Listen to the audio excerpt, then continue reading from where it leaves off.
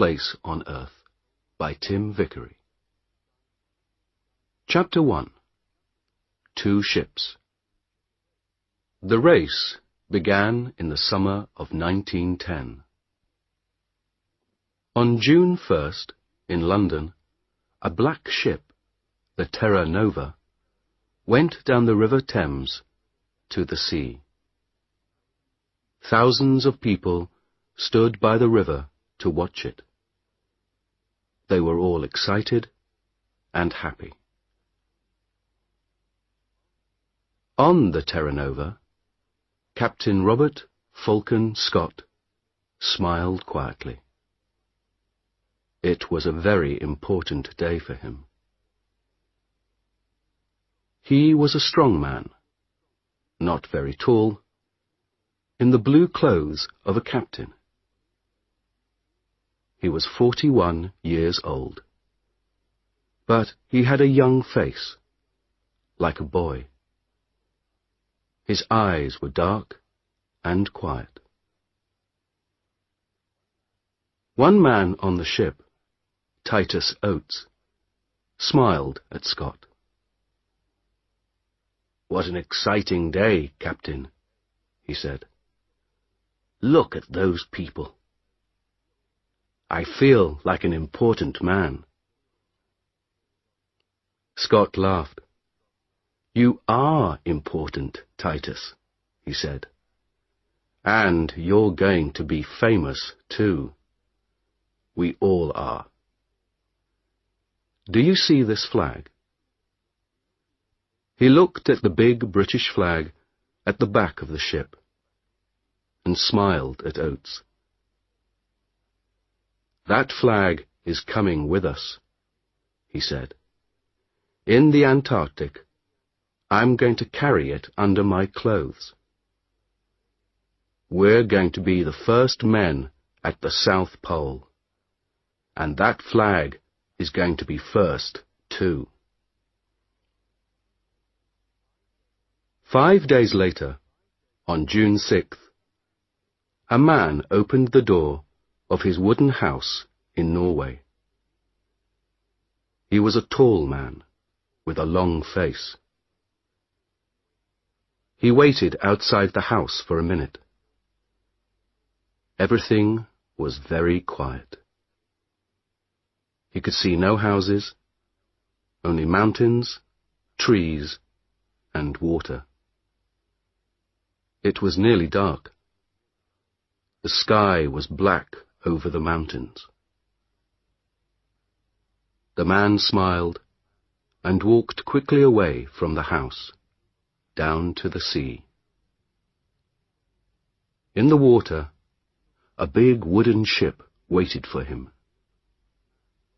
The man got onto the ship and talked and laughed quietly with his friends.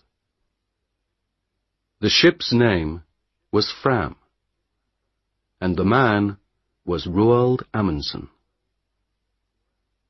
The Fram was the most beautiful ship on earth, Amundsen thought.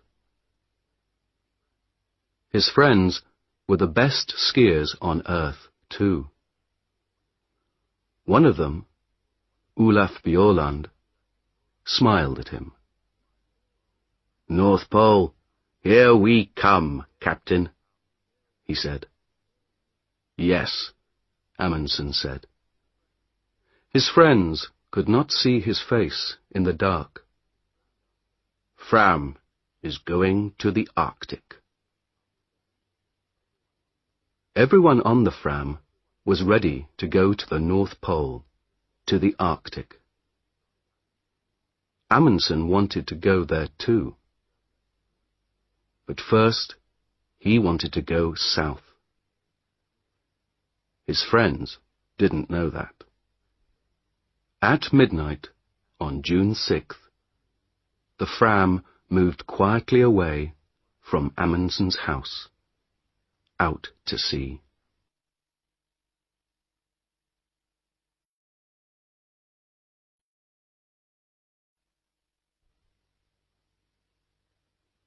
Chapter 2. The Race. The Fram went to an island in the south of Norway. It was a very little island, with only one small wooden house, 2 trees, and nearly 100 dogs. "Look at that," Bjaaland said. "It's an island of dogs.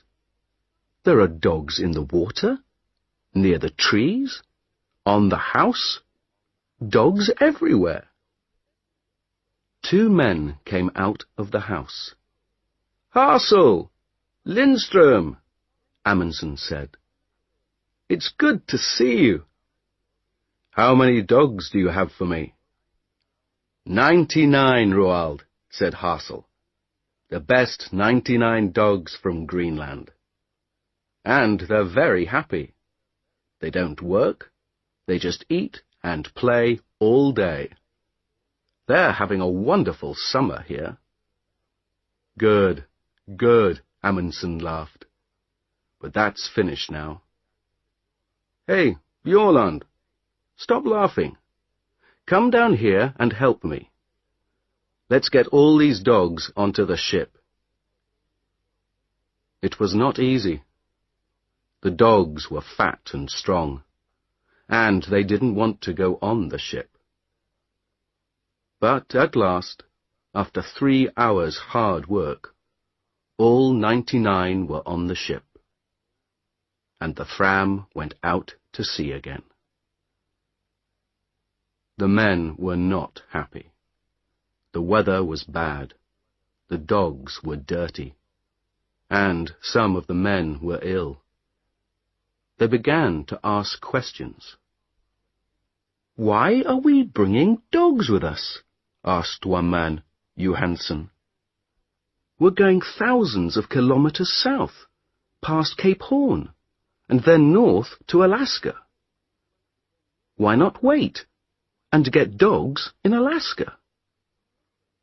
"Don't ask me," said his friend Helmer Hansen. "I don't understand it." The men talked for a long time. Then, on September 9th, Amundsen called everyone to the back of the ship. He stood quietly and looked at them. Behind him was a big map. It was not a map of the Arctic. It was a map of Antarctica. Bjaaland looked at Helmer Hansen and laughed. Then Amundsen began to speak. "Boys," he said, "I know you are unhappy. You often ask me difficult questions, and I don't answer. Well, I'm going to answer all those questions now, today. We began to work for this journey 2 years ago. Then, we wanted to be the first men at the North Pole. But last year, Perry, an American, found the North Pole. So, America was first to the North Pole, not Norway. We're going there, but we're too late." "I don't understand this," Bjaaland thought. "Why is Amundsen talking about the North Pole, with a map of Antarctica behind him?" Amundsen stopped for a minute, and looked at all the men slowly. No one said anything. "We have to go a long way south before we get to Alaska," he said. "Very near Antarctica, you know. And Captain Scott, the Englishman, is going to the South Pole this year. He wants to put his British flag there. An American flag at the North Pole, a British flag at the South Pole." Bjaaland began to understand. He started to smile and couldn't stop. He was warm and excited. "Well, boys," Amundsen said slowly, "do we want the British to put their flag at the South Pole first?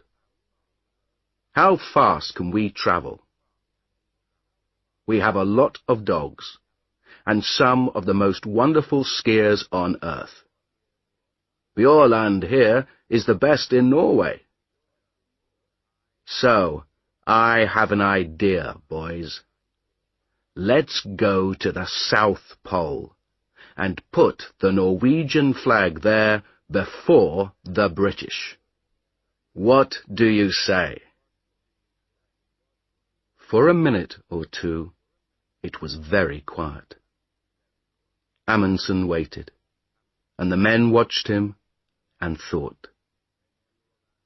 Then Bjaaland laughed. "Yes," he said, "why not? It's a ski race, isn't it?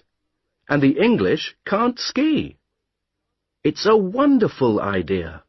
Of course. Let's go."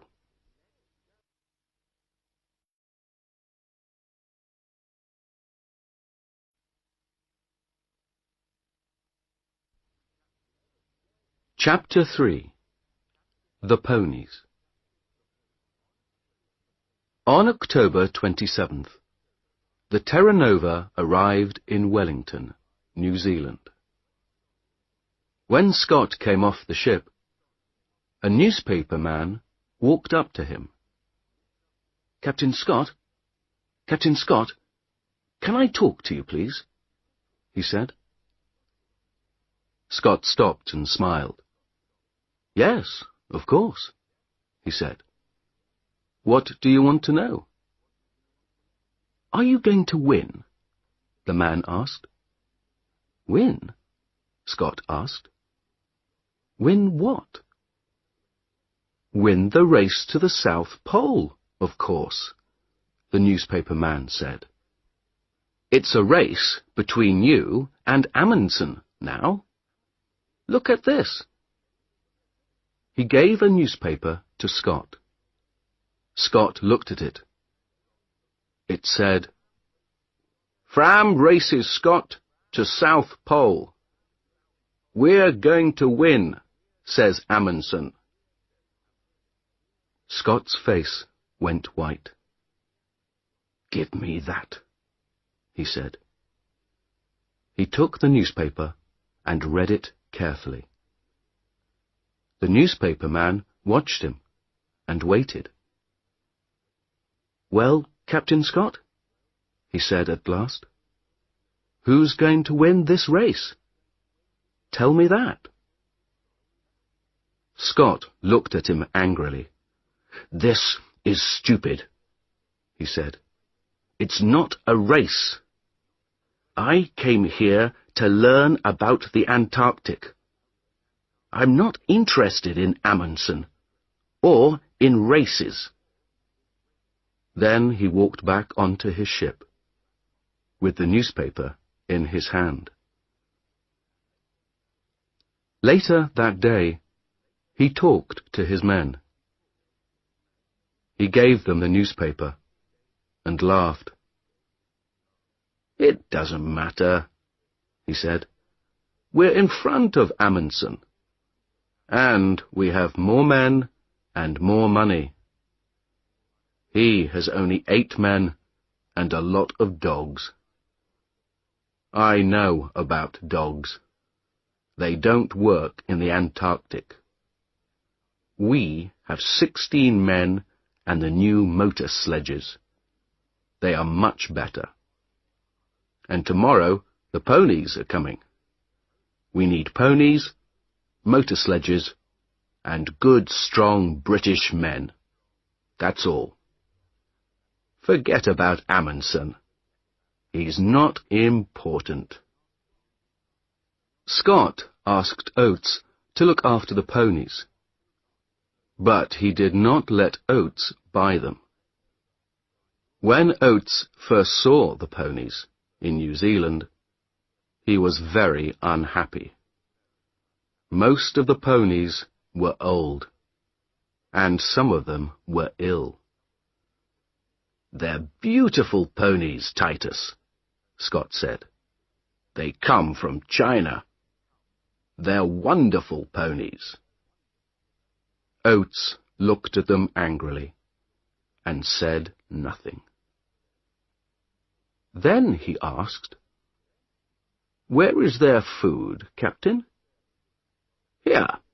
Scott opened a door. Oates looked inside. He thought for a minute. "We need more food than this, Captain Scott.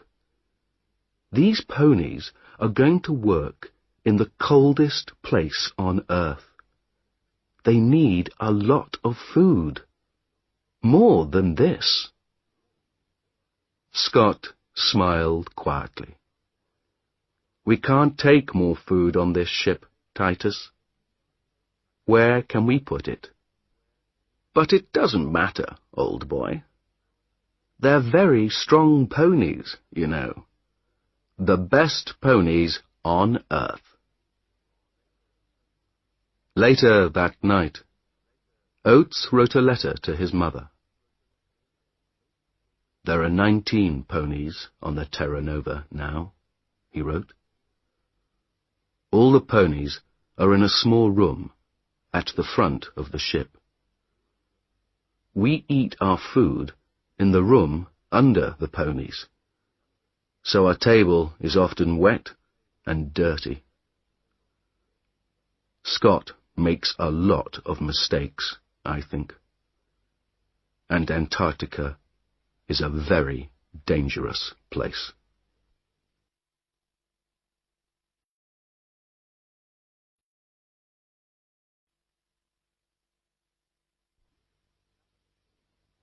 Chapter 4. Food Depots. The two ships, Terra Nova and Fram, arrived in Antarctica in January 1911, at the end of summer. The Englishmen and the Norwegians wanted to stay on the ice all winter. They wanted to be ready to go to the South Pole at the beginning of the next Antarctic summer. The dogs pulled the Norwegians' sledges. They ran quickly over the snow and pulled the big sledges from the ship onto the ice. The men ran beside them on skis. They put a big wooden house on the ice.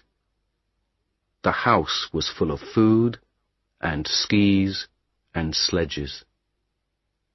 They called it Framheim. Outside the house, the dogs lived in holes under the snow.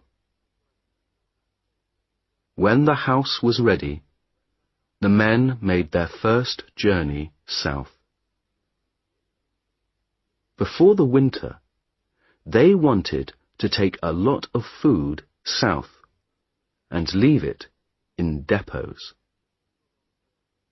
For the long journey to the pole, they needed a lot of food, and they couldn't carry it all with them. On February 10th, 5 men, 3 sledges, 18 dogs, and half a ton of food left Framheim and went south. It was easy. The weather was warm for the Antarctic, between -7 degrees centigrade and -17 degrees centigrade. The snow was good, and the dogs and skis went fast. They went 50 or 60 kilometers every day. After 4 days, they reached 80 degrees south and made the first depot. Amundsen made his depot very carefully. It was very important to find it again next summer. So he put a big black flag on top. Then he put 10 flags to the east of the depot, each flag half a kilometre from the next, and 10 flags to the west. So, there were flags for 5 kilometres to the left of the depot and 5 kilometres to the right. Then they went back to Framheim and took some more food south, this time to 82 degrees south. This time it was harder. The temperature was sometimes minus 40 degrees centigrade, and there were strong winds with a lot of snow. The dogs and men were very tired, and the tents and boots were bad. At the second depot, they put out 60 flags to help them find it again. They came back to Framheim on March 23rd. It was nearly winter in the Antarctic. Their ship, Fram, was far away now, near South America. They were alone on the ice. Oates went with Scott to make the first British depot. They left Cape Evans on January 25th. There were 13 men, 8 ponies, and 26 dogs. The dogs were faster than the ponies. They ran quickly over the top of the snow, but the ponies' feet went through it. Every morning the ponies started first, and the dogs started 2 hours later, because they ran faster. At night, the dogs made warm holes under the snow, but the ponies stood on top of the snow. It was minus 20 degrees centigrade. After 15 days, Oates talked to Scott. There was a strong wind, and the 2 men's faces were white with snow. 3 of the ponies are ill, Captain, Oates said. They can't go on. Don't be stupid, Oates, Scott answered. They're good, strong animals. The best ponies on earth. Not these 3, Oates said. They're ill and unhappy, and now they can't walk. Let's kill them and leave the meat here in the snow. We can eat it, or the dogs can. Of course not, Scott said angrily. These ponies are our friends. They work hard for us. I don't kill my friends. 3 days later, 2 of the ponies were dead. Scott's men were slower than Amundsen's. It took them 24 days to get to 80 degrees south. They made a big depot there, and put 1 large black flag on top of it. Then they went back to Cape Evans. Their camp was on an island in the ice, and the sea ice moved sometimes. There were holes in the ice, and black seawater under it. One day, 7 ponies went through the ice into the sea and died. 1 motor sledge also went into the sea.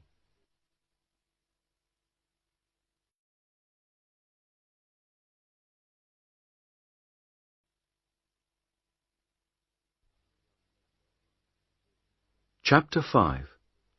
A long, cold winter. It was dark for 4 months. Outside the wooden house at Framheim, it was often -60°C. The dogs lived in warm holes under the snow. The men stayed in the house and worked in their rooms under the snow. The skis and sledges came from the best shops in Norway, but Bjaaland wasn't happy with them. He changed a lot of things on the skis and sledges. Soon, the sledges were stronger than before. The skis were better and faster too. All the Norwegians worked hard. They looked after their dogs and worked on their equipment, the sledges, skis, tents. Every day they thought about their journey to the pole and talked about it. And every day Amundsen thought about Scott. One day, in midwinter, he talked to his men. "Let's start early, before Scott," Amundsen said. "Remember, Scott has more men than us, and he has motor sledges too. Perhaps they can go faster than us." Bjaaland laughed. "Oh no, they can't go faster than me," he said. "On snow, nothing can go faster than a good man on skis." "We don't know," Amundsen said. "You're the best skier in Norway, but you get tired, and dogs get tired too. Motor sledges don't get tired. They can go all day and all night." Johansen laughed angrily. "That's stupid," he said. "Perhaps the motor sledges can go all night, but the Englishmen can't." "The English can't win, Roald. They don't understand snow, but we do. And they're too slow." "Perhaps," Amundsen said, "but I want to win this race. So we're going to start early. Do you understand?" It was quiet and warm inside Framheim. Bjaaland looked at Amundsen and thought about the long, cold journey in front of him. He thought about the dogs in their holes under the snow, and listened to the wind over the house. "When, Roald?" he said quietly. "On August 24th. The sun comes back on that day. We start then." "But we can't," Johansen said. He looked angry and unhappy. "That's too early. We can't start then. It's dangerous and stupid." Amundsen looked at Johansen coldly. "You're wrong, Johansen," he said. "We want to win, remember? So we start on August 24th. Bjaaland listened to the winter wind outside. In Scott's camp, at Cape Evans, no one talked about Amundsen, and no one worked hard. They had good food, and they played football on the snow. They wrote a newspaper, the South Polar Times, and read books. No one learnt to ski, no one worked on the motor sledges. Twice, men went for long journeys across the snow. They walked, and pulled the sledges themselves. Oates stayed at Cape Evans and looked after his ponies. Over the window in Cape Evans, Scott put a map of Antarctica. With a pen, he made a line from Cape Evans to the South Pole, and he put a little British flag at the pole. Under the map, Scott wrote the day for the start of their journey. "We start on November 3rd, he wrote.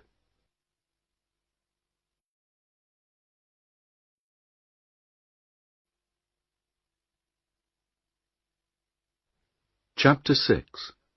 A Bad Start.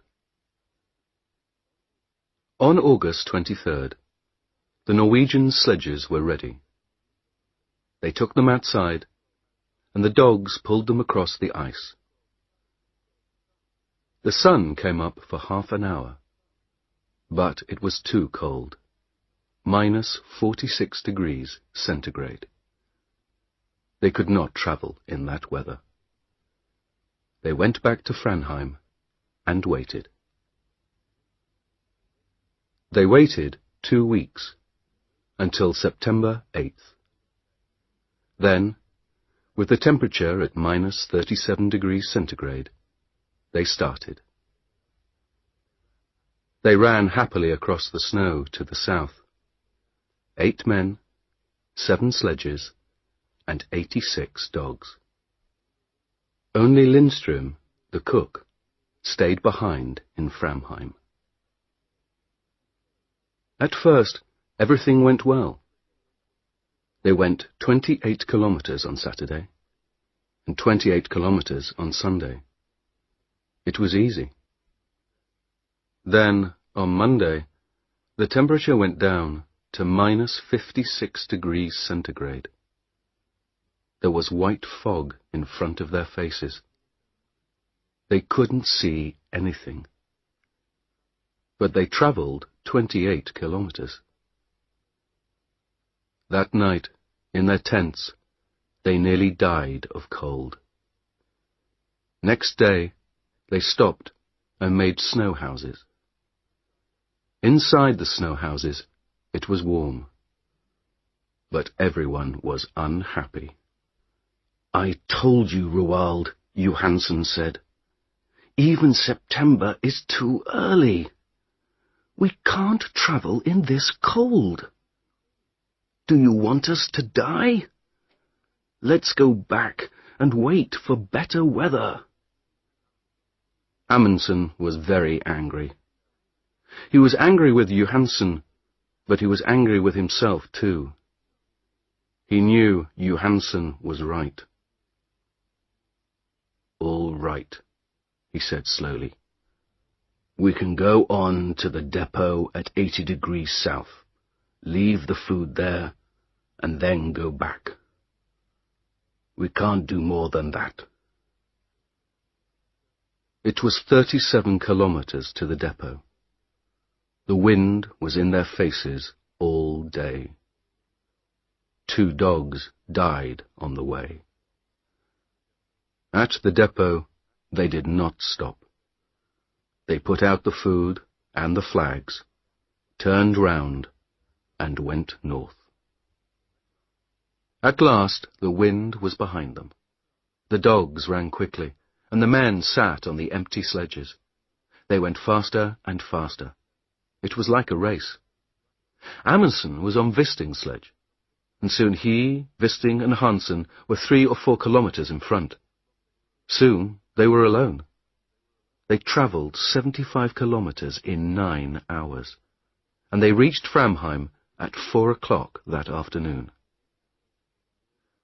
Bjaaland arrived 2 hours later, with 2 more men. But the last 2, Johansen and Prestrud, went more slowly. Their dogs were tired. Their feet were wet and cold. They had no food. And they were alone in the dark. The temperature was -51 centigrade. They reached Framheim at midnight. Next morning, Johansen was angry. In front of everyone, he said, "You were wrong, Roald. September was too early. I told you, but you didn't listen. And then you left us alone, and we nearly died in the cold. You're a bad captain. I'm a better captain than you are." Amundsen was very angry. But at first he said nothing, because he knew that Johansen was right. Then, that evening, he gave a letter to Johansen. It said, "You aren't coming to the pole with me. When I go south, you can take some dogs and go east to King Edward VII's land. You can go with Prestrud and Stubberud. You can be the first men to go there, but not to the South Pole." The Norwegians stayed in Framheim and waited. They lay in bed, listened to the wind outside, and thought about Scott and his motor sledges.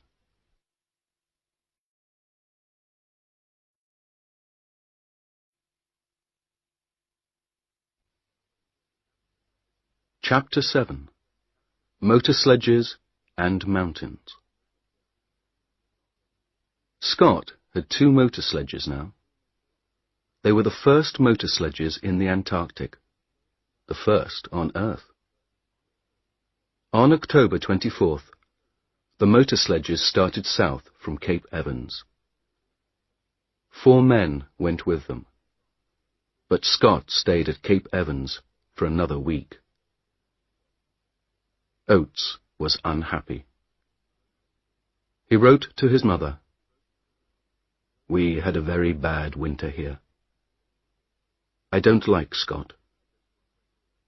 We were here all winter, but he didn't learn to ski or to drive dogs. Our equipment is bad, and he doesn't think about other people. I'm going to sleep in his tent on the journey, but I don't want to."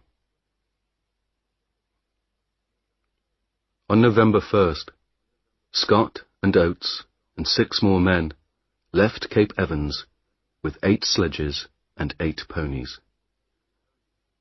The ponies walked slowly because their feet went down into the snow. It was hard work for them, and they got tired very quickly. They travelled 13 or 14 kilometers in a day. Behind the ponies came Mears with 1 sledge and some dogs. Mears knew how to drive dogs. Every day, Mears started 2 hours after the ponies and arrived 2 hours before them. After 5 days, they found the motor sledges. The Norwegians began again on October 20th. There were 5 men this time: Amundsen, Bjaaland, Wisting, Hassel, and Hansen. They had 4 sledges and 48 dogs. There was a lot of wind and fog.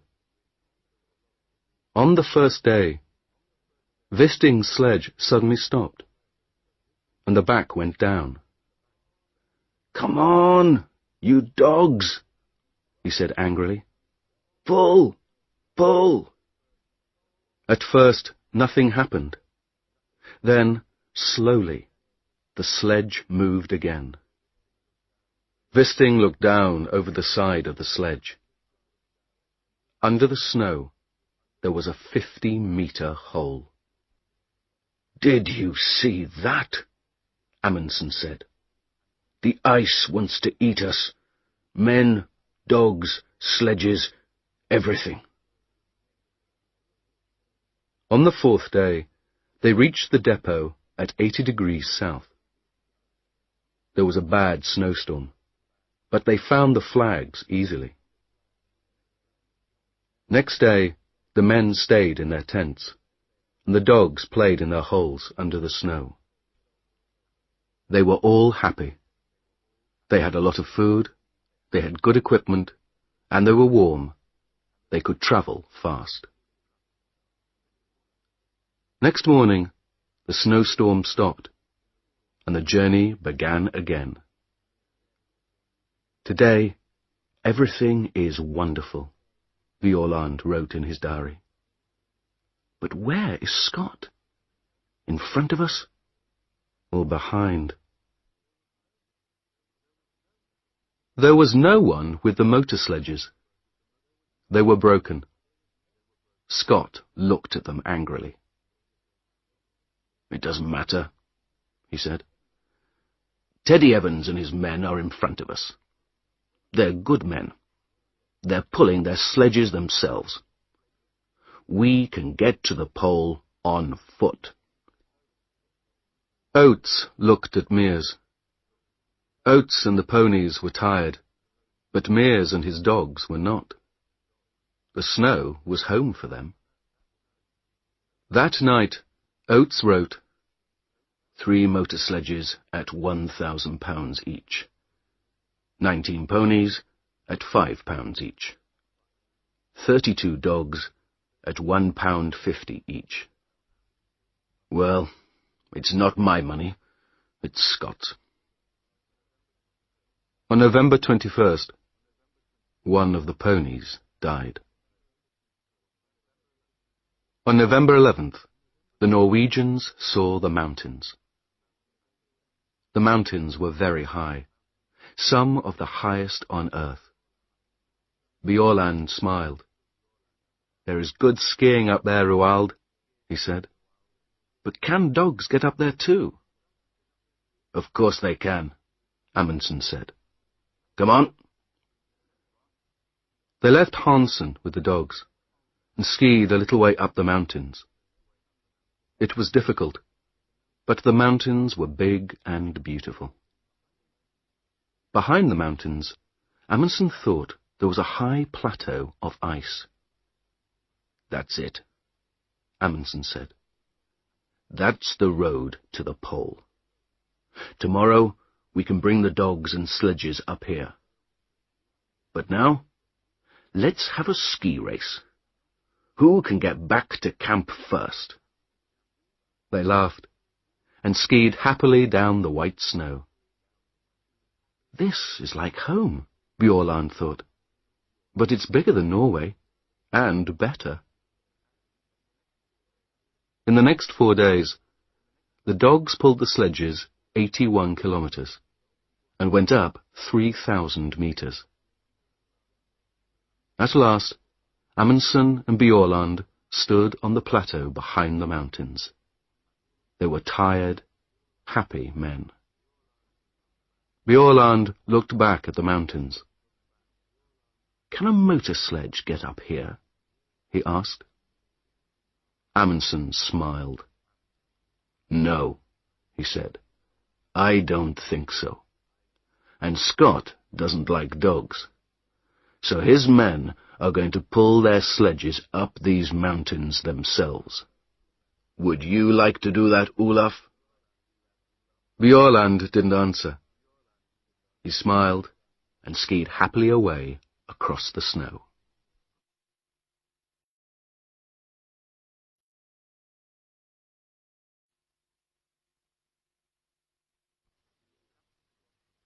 Chapter 8. Across the Plateau.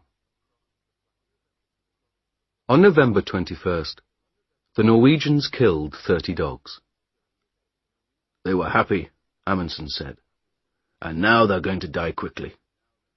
We need 3 sledges and 18 dogs to go to the pole." When the dogs were dead, the other dogs ate them. The men ate them too. They were good friends, Bjaaland wrote in his diary. And now they are good food. 2 days later, the dogs were fat. Then, in the snowstorm, they began their journey again. After the snowstorm, there was fog, and in the fog, they got lost on an ice river with hundreds of big holes in it. They could see nothing, and it was very dangerous. In 4 days, they moved 9 kilometers. But the ice is beautiful, Bjaaland wrote. Blue and green and white. This is a wonderful place, but I don't want to stay a long time. After the ice, there were strong winds and bad snowstorms. They could see nothing in front of them. But every day they travelled 25 or 30 kilometers.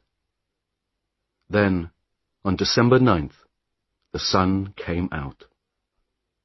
They were at 88 degrees, 23 minutes south, 175 kilometers from the pole. 5 more long days, Bjaaland wrote. That's all now. But where is Scott? For 4 days, Scott's men stayed in their tents near the mountains. There is a bad snowstorm outside, Oates wrote. It's too cold for the ponies, and our clothes and skis are bad too. On December 9th, Oates killed the ponies. They were tired and ill, and they could not walk up to the plateau. Then Mears and his dogs went back to Cape Evans. We can pull the sledges ourselves, Scott said. We can do it. We're all strong men. There were 2 sledges and 8 men.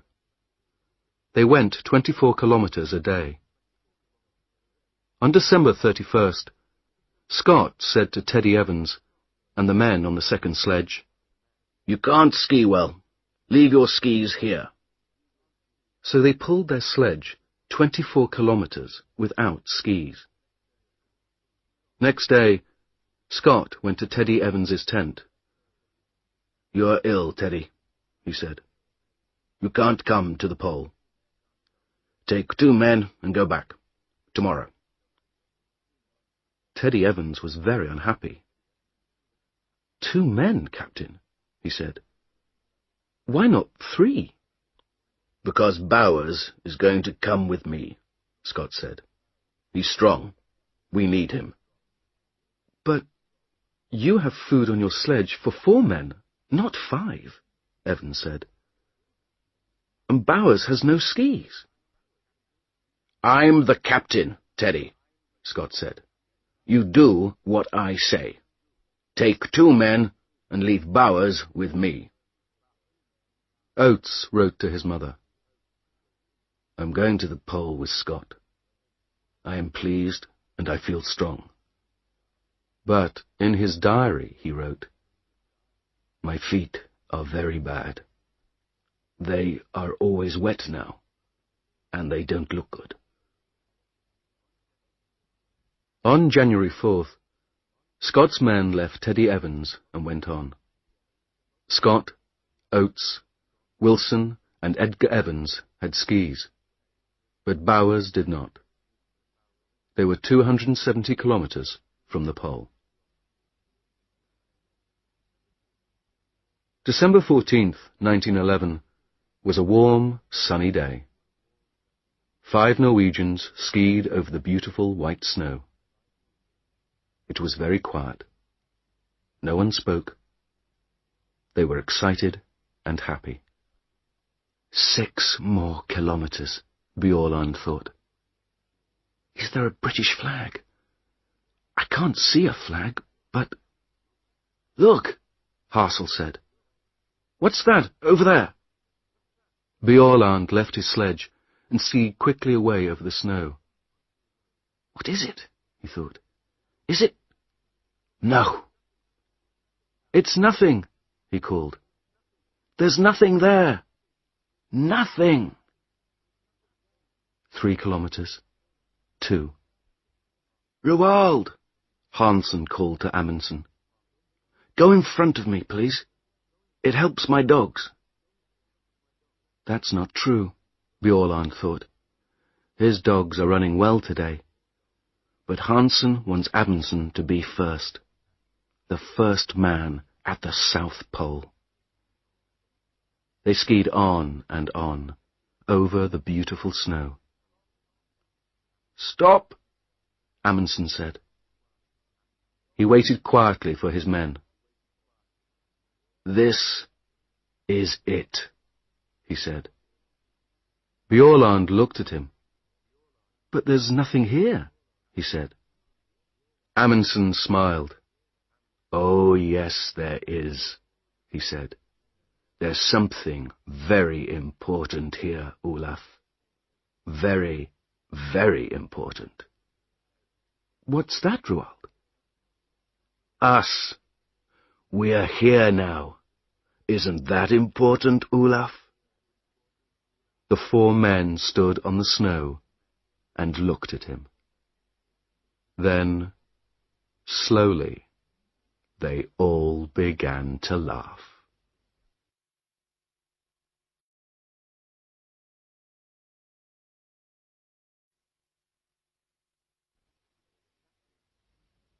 Chapter 9. The End of the Race. The Norwegians stayed 2 days at the pole. They left a tent there, with a Norwegian flag on it. Inside the tent, they left some food, a letter for the King of Norway, and a letter for Scott. They left some more black flags near the pole, and one 28 kilometers north. Then they skied away, back to the north. "It's a beautiful day," Bjaaland wrote. "The sun is warm, the snow is good. But the dogs run too quickly.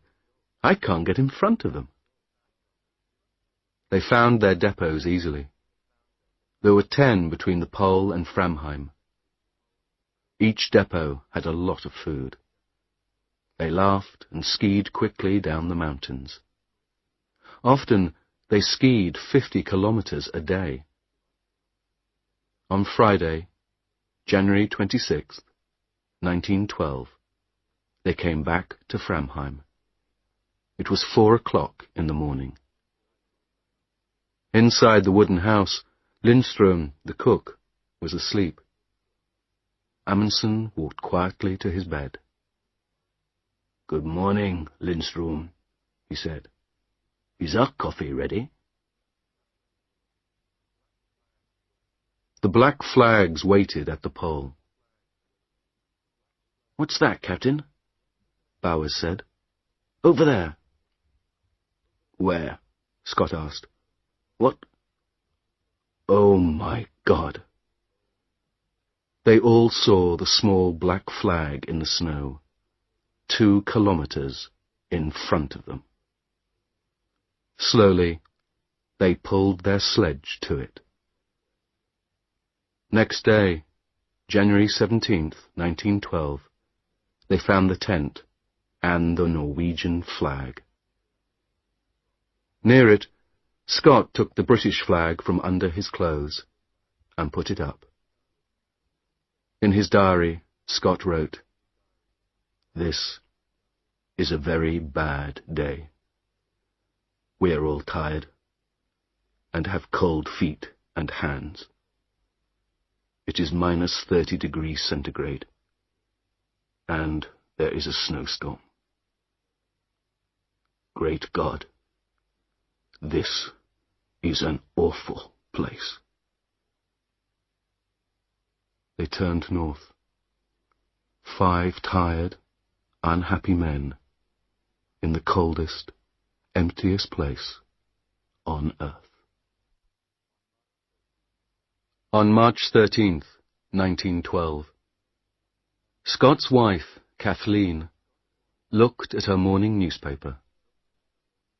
"Norway's flag at South Pole," it said. She looked at it for a long time, and then began to cry. "What's the matter?" her friend asked. "My poor, poor husband," Mrs. Scott said. "What's happened to him? Where is he now?" Scott's men were always hungry. There were not many depots, and they were difficult to find. "We need to find the next depot today," Oates wrote. "But how can we find one black flag in all this snow? It's very difficult. And there is food for 4 men, not 5. They were all tired and ill, too. Oates's feet were black now, and he could not feel them. On February 16th, Edgar Evans died. On the 17th, they were past the mountains. At the depot there, they ate one of the dead ponies. Then they went on. 10, 11, 12 kilometers a day. They were ill because their clothes were not warm, and they didn't have much food. The temperature was sometimes minus 40 degrees centigrade. On March 7th, Scott looked at Oates's feet. They were big and black. "I can't pull the sledge now," Oates said. "It's very difficult to walk. Am I going to lose these feet, Captain?" Scott looked at Oates's feet and said nothing. On March 9th, they found another depot, but there was not much food. Slowly, they walked on. Oates's feet were worse every day. March 17th was Oates's birthday. He was 32. He lay in the tent and listened to the wind outside. He was very cold, very hungry, and very, very tired. He wrote a letter to his mother and gave it to Wilson. Then he got up and opened the door of the tent. He stopped in the door for a minute. Scott, Wilson, and Bowers looked at him. They didn't speak. "I'm going outside for a minute," Oates said. "I may be some time." They didn't see him again. At Cape Evans, the Englishmen waited. On December 11th, Mears and the dogs came back. On January 3rd, Teddy Evans and his 2 men arrived at Cape Evans. The Terra Nova came and went. Winter began. Scott did not come. The Englishmen waited all winter at Cape Evans. Then, on October 26, 1912, they started for the south. 2 weeks later, they found a tent. There were 3 bodies in the tent: Scott, Wilson, and Bowers. They put the bodies under the snow. Then they took the men's letters and diaries and went north to Cape Evans again. In Scott's diary, they read, "Oates died like a good Englishman. We all did. Please, remember us and look after our families. We did our best." No one found Oates's body, but he is there, somewhere, under the snow and the wind, in the coldest, emptiest place on earth.